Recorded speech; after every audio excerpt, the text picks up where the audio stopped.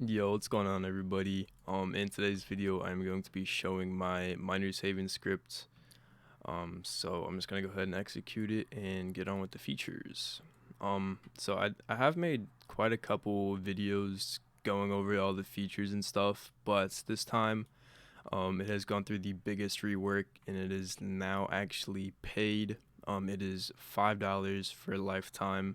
And it has a bunch of features, so I think it's perfectly affordable and kind of valued at a good price. So first thing, we have utility, and we have kind of three like pseudo tabs in here. We have base functions, out of base functions, and layout functions. And so in base functions, we have withdraw all, which if you place something down, it would withdraw it. We have ore tracker, which tracks the value of your ores without needing to use a ore tracker, like an actual ore tracker. Um, Sorry, my voice just woke up, so might be a little rough.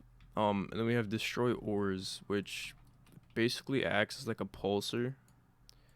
Um, but okay, I don't know what's going on here. All right. So basically, it'll act as like a pulsar and teleport your ores and destroy them. So just like that. And then we have teleport ores to player, which I guess could essentially do the same thing. Get rid of them, but I mean, why not add a button? Um, and then we have ore booster, which is a pretty sought after feature. Um, it essentially just puts your ores through an upgrade here. Actually, I'm gonna do this with the basic iron mine because everybody knows the base value of that. Where's it at? Here it is. So as you guys know, the base value of a basic iron mine is $2, and paired with the professional upgrader, it'll probably be a lot more. So we could also add a Tesla in the mix. Place that over there with a basic furnace.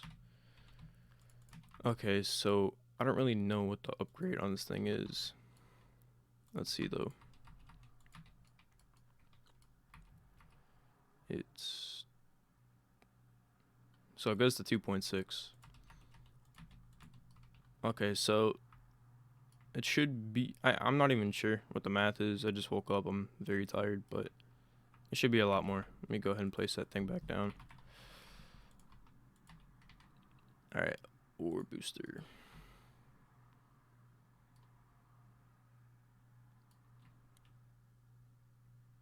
There we go.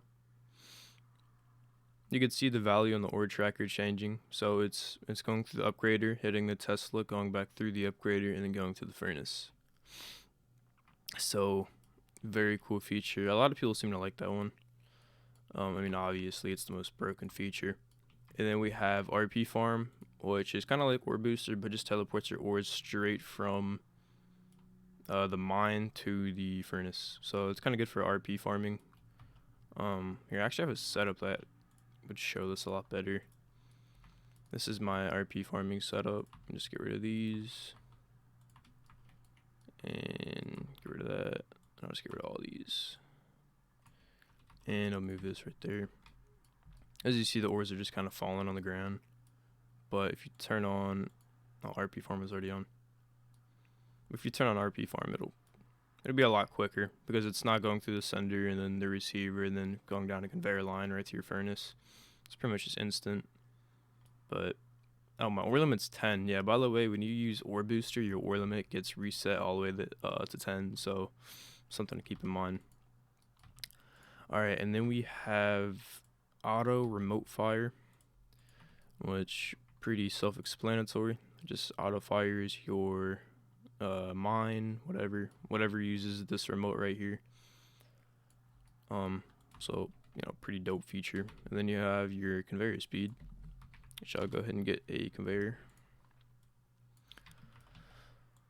Place a little line of them. And as you see, this is like the base speed, very slow. And if I turn it up, I'll turn it up to like 80%. It's probably just as fast as the ultimate conveyor, if not faster. And bring it all the way back down will kind of reset it. And then we have upgrader size, which I'll just use Newtonic Corroder. And it basically just increases the size of the upgrader, and it actually upgrades to where this beam sticks out. So if I were to place basic conveyor right here, place that right there, furnace right there, and mine right there. As you guys know, base value is 2. Drops, goes through, now it's 14. So very cool feature. I'm still working on getting it back to size. I mean, I guess that's pretty accurate. So yeah, that's it for base functions. For auto base functions, you basically have auto layout 1, which means like if you rebirth, it'll automatically load this layout. Same for 2 and 3. And then let me withdraw real quick. And then you have auto rebirth, which basically just spam fires the rebirth event. So when you do have enough money to rebirth, it'll rebirth you. And then we have layout functions, which this is probably one of the cooler tabs in here. So for instance, let's just go ahead and copy. I'm not gonna copy. Actually, I might copy this guy. I'll copy Pog. See what his setup looks like. I don't have a good majority of these items. Items for some reason. Dude, these fucking voice cracks are brutal, man. But it'll buy what it can buy and place what it has. So a lot of shop items. This guy probably has a pretty weird setup. But yeah, it'll copy what items you do have, buy what it can, and then place down all those items. So that's pretty cool. Actually, I'm gonna try this with Sodo, because we should have almost everything this kid has. So yeah, it's working perfectly fine. That's one of the cooler features. And then we have, oh, this is also a good one here, JSON loader. So if I were to place like, a tree, a pink lamp, and like a drawbridge gate, and if you copied your base to clipboard, you can open up a notepad, paste it in here, and it'll give you the code for your base, or it'll give you the JSON for your base. So if I were to withdraw this, put the code in JSON loader, hit enter, boom. And that's kind of like a external layout feature. And then we have layout stealer, so it'll attempt to copy their saved layouts, not their base, their saved layouts.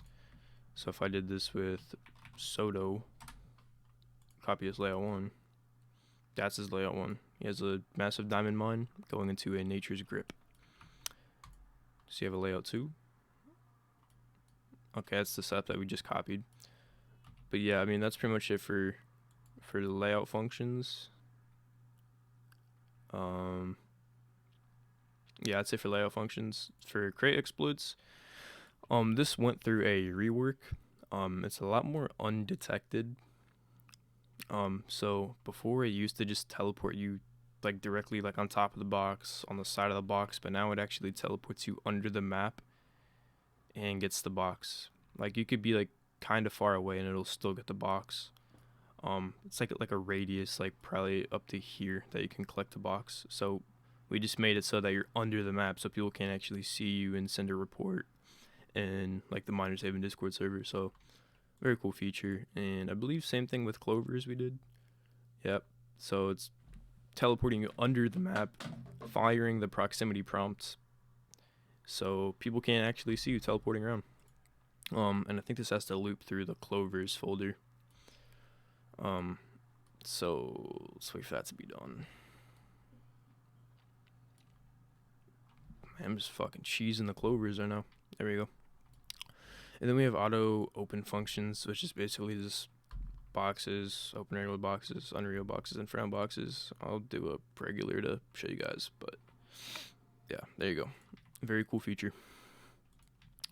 And then we have teleports, which pretty damn, I just got a new bite from that. That's wild. Yeah, so it'll teleport you to your factory. I still need to fix this, but yeah, it'll teleport you to your factory, Garfield, Wizard Tower, St. Patrick, and Draydon. So that's it for teleports. For vendors, we have Craftsman, Spook McDuke, Masked Man, which he's not currently here, Patrick, and that's it for vendors. For visuals, we have performance mode, quality mode, day and night. So quality mode just makes the game look beautiful, man. Compared to how it normally looks, this looks a lot better. I usually play with this on when I am playing Miners Haven. It just makes it look a lot better. And then for day and night, it's pretty obvious. It'll just make it day or night.